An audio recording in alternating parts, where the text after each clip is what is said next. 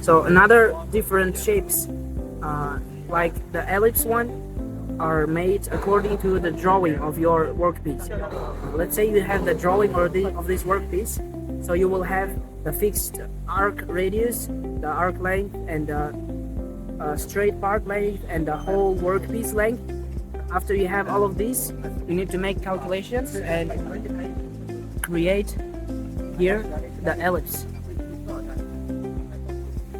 So we already set all the data here. So for the reference, the first part is 120.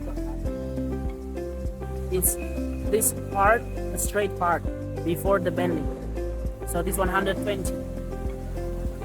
Second step is 91. 91 is the length of the arc. The length of the arc. 76. The first 76 is the distance that this roller goes up. As I mentioned before, the maximum distance that it can go up is 80 millimeter. This will give you a result of 100 millimeter of diameter. 100 millimeter is maximum. For this one, we have a 120 arc radius. So we estimated that it's close to 80. So its full extension is 80 millimeter and the diameter is 100. So we need to decrease the upcoming distance, so the product diameter will be larger. So we put 76. So 76 is the distance to shape the arc. The third part is feeding 203. It's this straight part.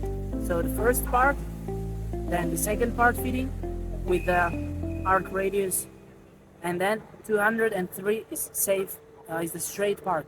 After this comes next arc length and arc bending distance. It's 90 and 76. So here we compensated 1 millimeter compared to this one because of the rebound of the material, and the bending distance is still 76. So after this we get this result with these parameters. Okay, so we can see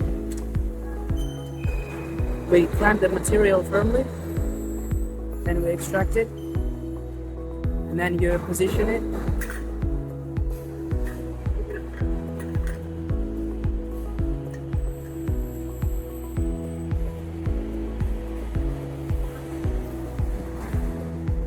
Now this goes up to 76 millimeter distance, then goes feeding length of the second part.